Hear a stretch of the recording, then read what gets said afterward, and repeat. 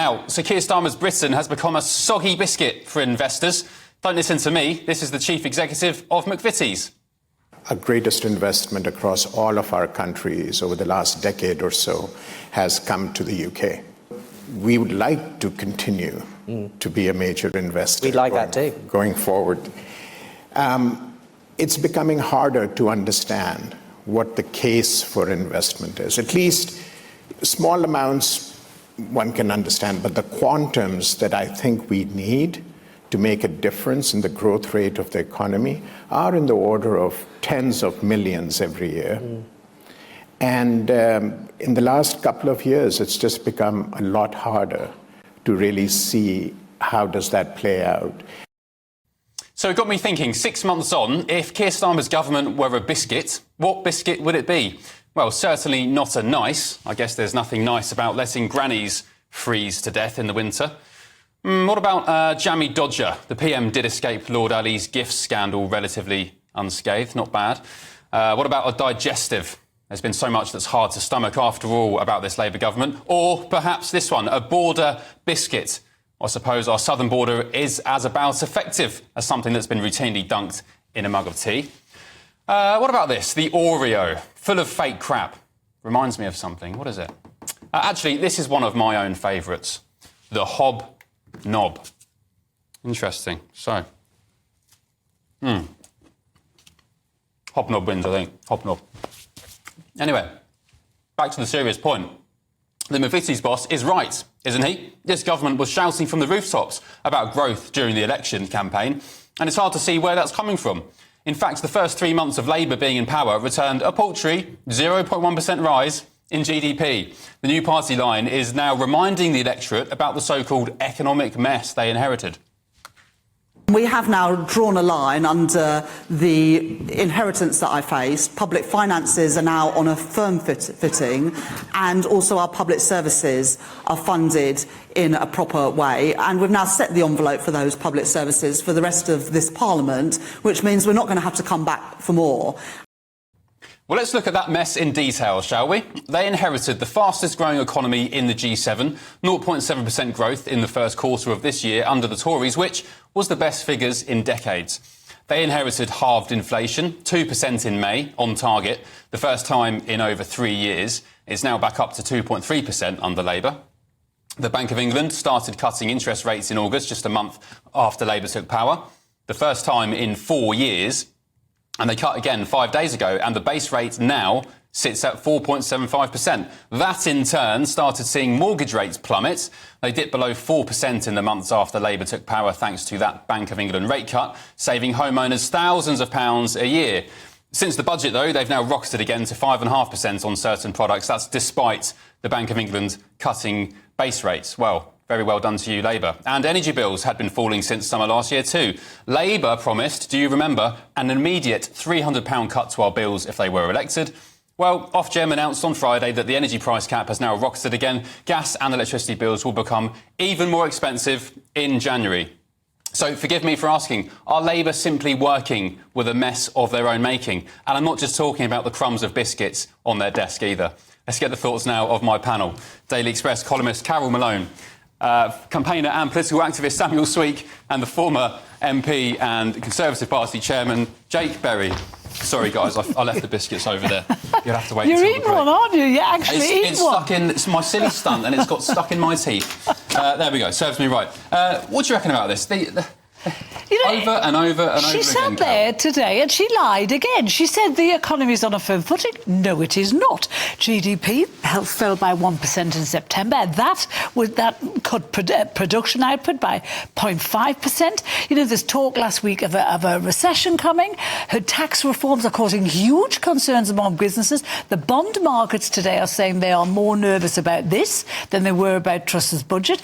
And she's changed changed the fiscal rules to be able to borrow 50 million more. So she's borrowing like 150 million quid, which has to be paid back. So our economy is not on a firm footing. And because all these businesses have said now that her reforms are going to mean they're going to have to lose jobs and they're going to have to rethink their recruitment. So they're going to earn less money, those companies. And so she's going to have to retax again to keep the money up. She's just lying. And this is a woman who has we know what her history is now in the economy. I mean, she was an economist at the Bank of England. She was not. She was a trainee economist at the Bank of England. She was a trainee at the end of 2 years when she left the Bank of England. I think Richard Tice today described her as a call centre manager. She was dealing with admin. But now she's running the economy of her country. She's talked for years about how she knows how to run an economy. She has no idea. Okay. Samuel, should we be listening to the McVities boss? I think, we have to look at the way that this is balanced as an argument.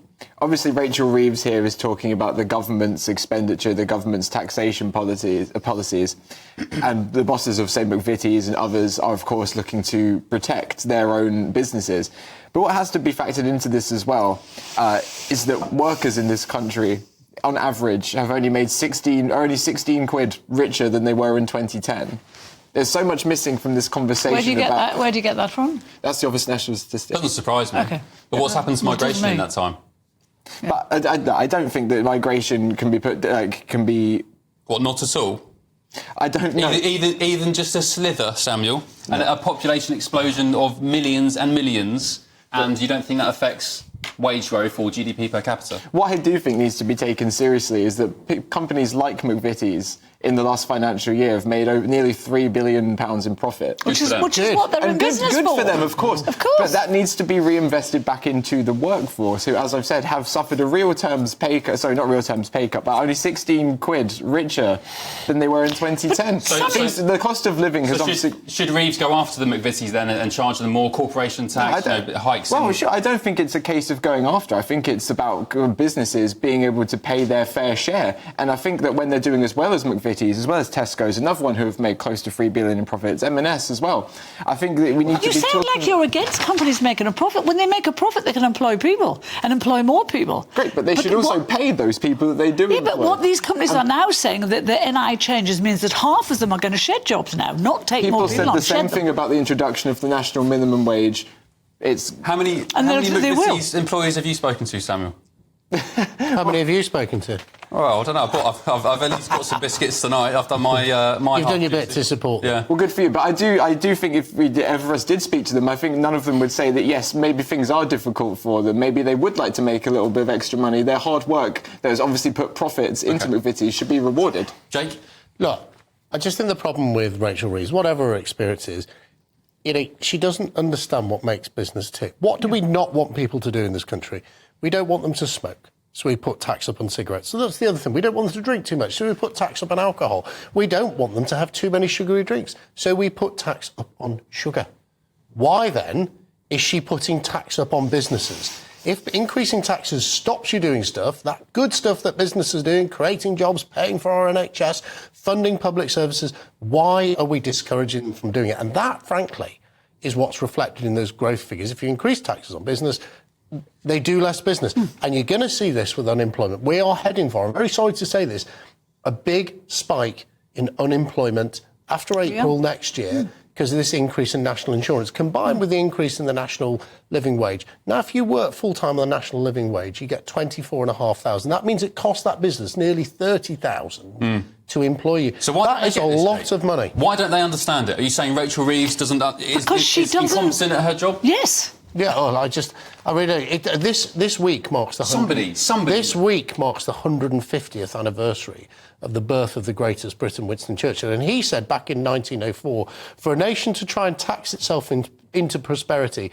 is like a man standing in a bucket and trying to lift himself with a handle. That was true 120 years ago. It's true now, and that is why the Labour Party ultimately is failing this country. I'll get last word from you in a second, Carol. Sam, do you think we need to tax more in this country? Is that what you're saying? I think that we need to be looking at people who are making incredible profits, in my mind, obscene profits. And encouraging them to do more of it.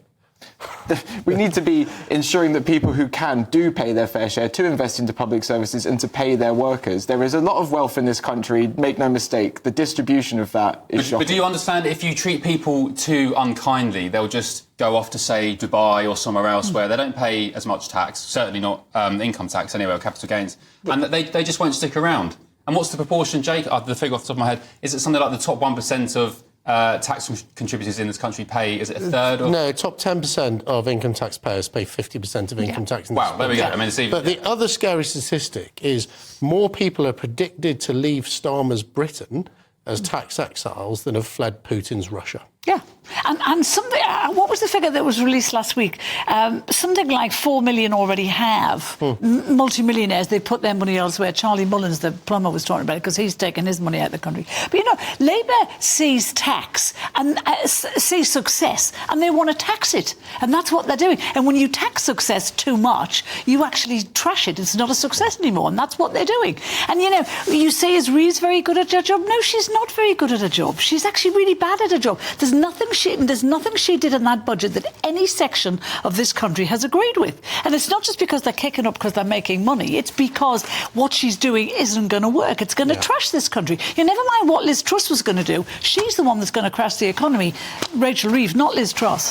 Samuel, why do you think that people who work hard and take risks and invest their hard-earned money, which, by the way, has already been taxed, and invest in assets or their businesses or so on, why do you think that people like you or your friends in, you know, the Corbynista part of the Labour Party, why should you get a cut of that? I'm not advocating for myself to get a cut of this. Well, why should anyone get a cut of it? What I'm saying is that can you consider that a business is doing well if it makes, say, this financial year 3 billion in profits, but its workers are lining up at food banks? Is that business doing well, or is a very small amount of people from the top of that business doing well?